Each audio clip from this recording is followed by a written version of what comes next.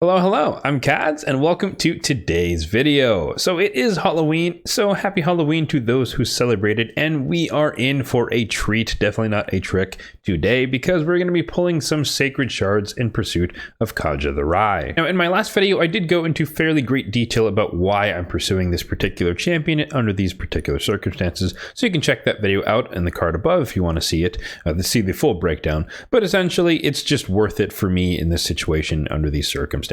So the source of getting the champion is of course in the Jester deck of fate, where you have the opportunity to flip all of these cards and then potentially get up to 100 of her fragments. At this point, it is common knowledge that the fragments are 15 of the cards out of the 40, and they are entirely contained within the rare and the epic cards, which are a relatively small subset, less than half of the total cards. So going into this, I'm expecting the worst possible luck, meaning that we'd have to flip every single card if we're going to get all 100 fragments, but there is a small chance that we could get it a little bit sooner. Now, as you can see, that I already do have 2,000 points. This is not from a shard pull. This is just from running the Dragon's Lair. So there is the Dungeon Divers aspect of this as well. And so we're able to get 2 free flips just by doing that. And so effectively, I saved myself 1 sacred. So absolute worst case, we're only going to have to pull up to 19 sacreds in order to guarantee that we do get Kaja the Rye. And 19 sacreds is definitely a lot to invest, but as we go through the shard count here, you'll see that we are more than prepared for this particular situation, being a guaranteed champion, and this is why, one of the reasons why I do hoard and save a bunch of my shards in the first place. So if we take a look here, we have 533 on the Ancients, 238 on the Voids, 13 on the Primals, and 64 on the Sacreds, which we will be dipping into today. As far as Mercy is concerned, we are still coming off of our Timid Summon Rush pulls, where we did get a duplicate Mishinaki, so reset all the way back to 3, so I will definitely be entering Mercy with these pulls up to, again, 19 sacreds, and we'll see. We could get lucky, average luck, 1 in 16, and get another legendary along the way, or we could get bad luck and pull all 19, and then we get no legendary aside from the guaranteed Kaja the Rye here, and then we're going to be really deep into Mercy, which is great for a potential sacred pogo in the future. So there's not really a bad situation that comes out of this. We're either going to get something right now, or we're going to get something in the near future. There is also a 10x on Prince Kaimar here, which we can see from Sacred Shards, which means that there is a 6% chance if we do get a bonus legendary in this regard, that it will be Prince Kaimar, which implies by virtue of that there's a 94% chance that if we do get a bonus legendary, it is not Prince Kaimar. So let's not get our hopes too high, and most likely there's a 94% chance that we get anything else. So it could happen, but I'm not banking on it. But if we do happen to get lucky and do get someone else, then you guys already know who's on my wish list, but we're looking for a Valkyrie, Poison Exploder, or a Bad L as far as the top 3. As far as the epics are concerned, and we're definitely going to get a lot of epics along the way here. Sylvan Watchers for duplicates for the Faction Guardians, as well as any and all of the Lady Mikage epics for that fusion. So enough of the preamble, let's get into the pulls here. We've got the space, we've got some cash, and hopefully we get some decent luck. Our strategy here is going to be to start off with just pulling 10 sacreds, seeing where we are in with a couple of flips, and then kind of evaluating it from there, probably doing it maybe in sets of 5, and then maybe 3, 2. We'll play it by ear and see how close we're getting and see what's a reasonable amount to go by. So kicking things off with the first sacred, or the first 10 sacreds, here we go. Let's see what we're gonna get. Starting it off hot with a legendary who is unfortunately Gerptuk Mossbeard. In fairness, that is very, very lucky because we're only like 3-4 shards into Mercy, which is now reset. But I digress. So Gerptuk is pretty well known for his ability, his passive really, that he can increase the damage your allies do when they're under poisons that he places on his A3 here. But he also does have an AoE block buffs that is just placed on all enemies, so it is affinity friendly on a 3-turn cooldown. That's also the ability that places the poisons. And then he can fully cleanse one ally and heal them. And then he can place continuous heals on everyone under poison debuff, which will be guaranteed by his A3. So he can put out a lot of healing, to be honest, compared to, or I guess in contrast to the poisons he's going to be applying to your entire team. So overall, I do think he's pretty strong for Hydra, but he's probably not going to be used in my particular situation on my account. So let's keep it going. Sacred number 2. Let's go back to normal, where we're going to be getting a long long stream of epics. This is a non-2x after all. Defiled Sinner. I honestly don't know what he does, which probably tells you how good he is. So let's keep it going. There's really not much to say about him.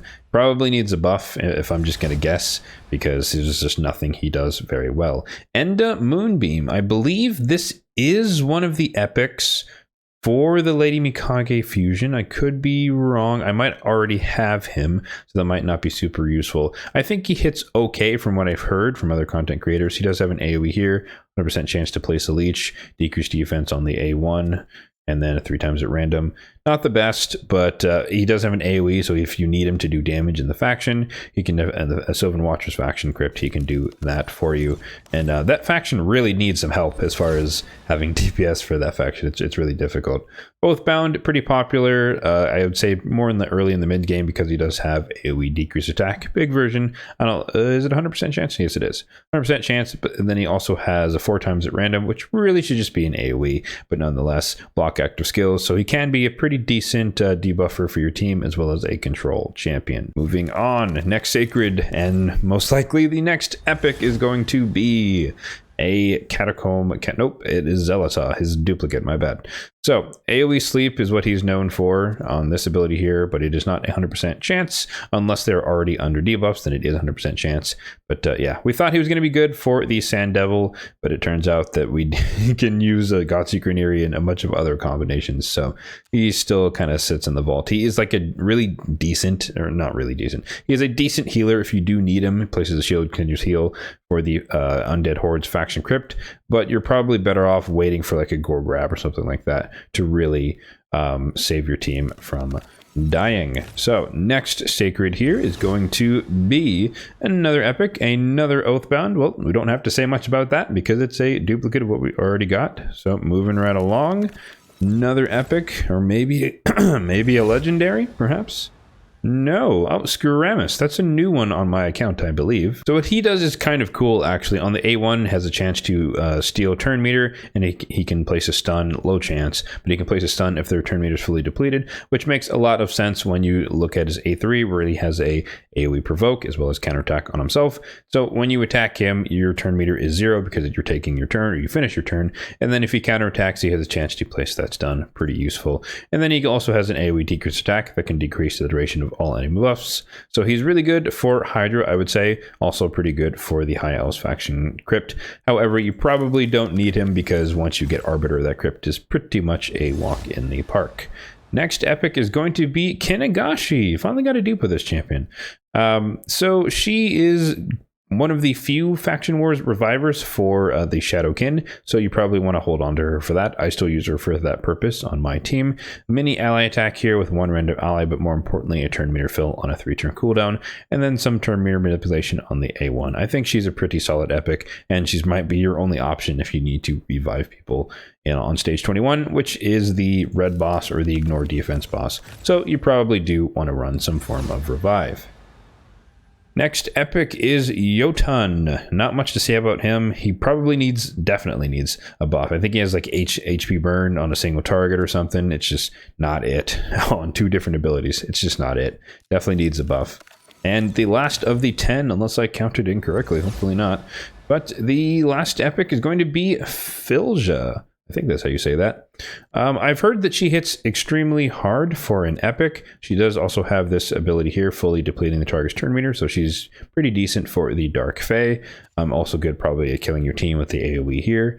And then on the A1, a little bit of a destroy set going in there. So with the first 10 out of the way, let's check in on the Deck of Fate here and just kind of randomly open. We have a 22 flips to go. So there is a chance that we could get all the fragments in 15, but I highly doubt that's going to be the case. Honestly, for this, I would honestly like to see like a triple common reward just to be able to get the bonus from streaking those together.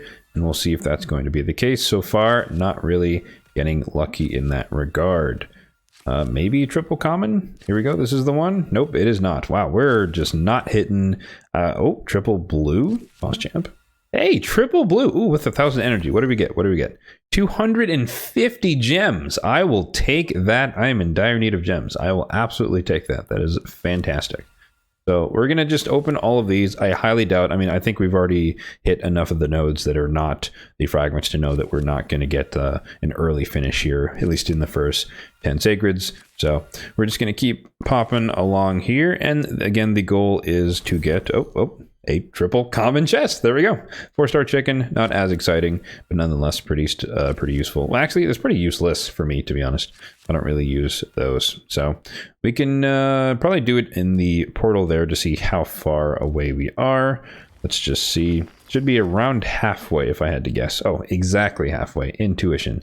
So halfway there. Let's see what we can get with a few more sacreds. So we have hit 8 out of the 15 fragment nodes thus far. So I'm thinking another 5 sacreds or another 10 flips will give us a good indication of how deep we need to go into this. So let's carry on with the sacred shards here. Number 11 is going to be Deacon Armstrong, one of the best epics in the game, probably at least top 5. So AoE decrease defense and this turn meter decrease ability 15%, but also grants an extra turn on a 3-turn cooldown, which effectively means you get AoE decrease defense on a 2-turn cooldown. Huge fan of Deacon, speed aura as well, leech on the A1. Great in so many different areas, arena, demon lord, clan boss, dark fae, you name it, he's going to be useful on your team. Love myself a Deacon Armstrong. Fane, one of the best epic DPS for unkillable teams in the Demon Lord Clan Boss. She does bring decreased defense and weaken. She does bring poisons as well as decreased attack. Granted, that's not as useful. Decreased attack, not useful when you're running an unkillable team, but it also does hit pretty hard between those two abilities. A1 does a bit of turn meter stealing, not really relevant for Demon Lord Clan Boss, but nonetheless another decently hard hitting ability. Moving right along, number 13 here. Are we due for a legendary by now? Nope, I guess not. This is Skull Crusher, one of the few champions in the game with an AoE counter attack. That is basically what he's known for. Super good. He's kind of phased out as far as the meta is concerned, but if you pull him early enough in your progression, he's still pretty decent for early game Demon Lord Clan Boss. Number 14 here on the Sacreds. Again, the raw rate for getting a legendary from a sacred shard is 1 in 16. So we've already gotten the 1, I guess, in fairness.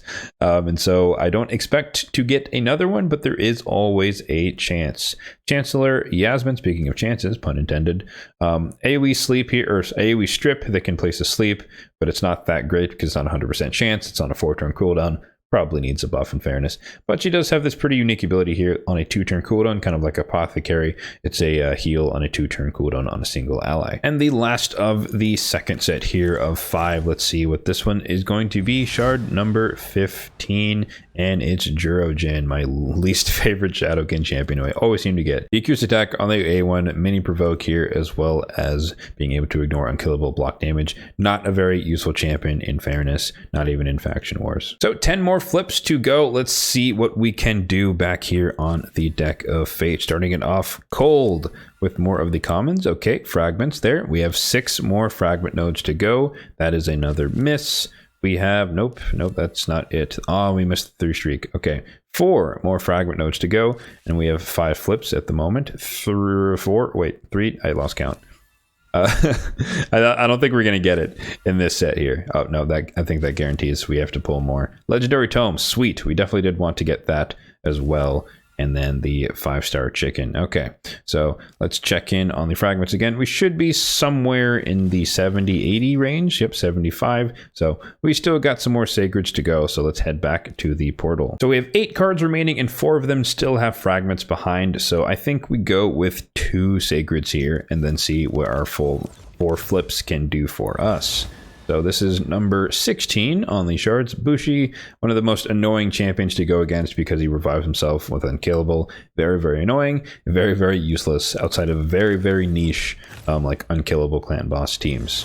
And number 17, Hellgazer, one of the champions we kill the most because she's in stage 3 on brutal. Very useless champion. Okay, and back to the deck. It would be extremely lucky to hit the 4 fragments back to back here, and it could happen. We have 3 to go, and it's ruined. Okay, so we're definitely gonna have to pull at least 1. Oof, maybe 2 more sacreds. Okay, 2 more nodes to go. we're maintaining that it's like we're always doing half every time. We're converging, but we're doing half every time. So we can try one sacred at a time, but I highly doubt we're going to get lucky. I think we're going to have to go all the way in to all the way down to 19. So this is sacred number 18. And honestly, we are building up really good mercy timer now. Chancellor Yasmin, again, we don't have to talk about her.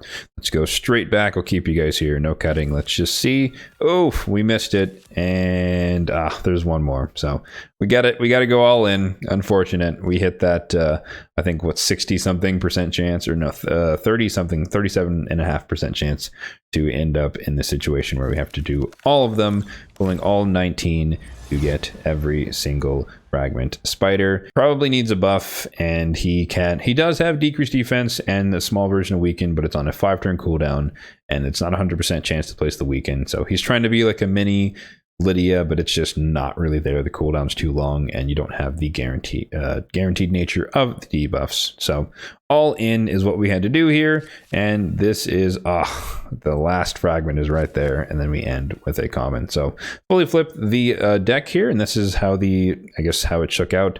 And yeah, it's pretty likely, honestly, like 1 in 3 chance that this is the outcome where one of the last flips is going to be the fragments. I guess technically the last flip was not the last fragment, but it still cost a sacred anyways, so it doesn't really matter in the grand scheme of things. So as was completely in the realm of possibility, we did end up going nearly to the end of the deck to get the Kaja the Rye fragments, but nonetheless, she is complete. I'm probably going to be summoning her during the champion chase in this upcoming weekend, because I do have plans to use her in the short term, specifically in arena 3v3 and live arena potentially. So I do want to get her built as soon as possible on my account. And although we did get a bonus legendary, it was actually the first sacred of the session. So if we take another look here at the mercy tracker, we are now 18 deep. I guess, or 6 deep into mercy, but we pulled 18 sacreds without a legendary. So we are now in a very, very healthy spot if there is a sacred pogo coming up next. Hopefully the champion chase is not also 2x sacreds. We don't really know what it's going to be yet. That'll be confirmed probably on Thursday. But as we can see here in my portal, I honestly do have enough champions that I could just probably do an entire champ chase specifically for this fusion with just fragment champions. So that is an option that I probably will investigate or think about doing, depending on if it's 2x ancients, or sorry, 2x sacreds, or some other shard event for the champ chase this weekend. Checking in on the Lady Mikage epics, I don't recall getting any one of them, and that is confirmed that we did not get one. We got a duplicate of End Moonbeam, but in fairness, that does fix my faction guardians, because I was willing to sacrifice the pair, or one of the pair that I had in there for the sake of the fusion, and now I guess that's fixed, so I can put that back in, and that might actually recomplete the faction guardians for the Sylvan Watchers. We could do this live, and yes, that is a true statement. So there we go. I guess we can walk away happy that we got our faction guardians for Sylvan Watchers back up to full with the 6 speed. All right, so that's going to do it for today's video. We did end up having to go all in to get Kaja the Rye, but that was completely within the realm of possibility, so I'm not too bent out of shape about that outcome. Plus, we are very deep into Mercy now, relatively speaking, and so if there is a Sacred Pogo coming up soon, then we are going to get a double legendary with a lot less sacreds invested. So I hope you guys enjoyed going through this experience with me, and as always, if you did enjoy this video, then be sure to hit that like button down below and subscribe to the channel for more content just like this one in the future. Thanks for watching, and have a good one.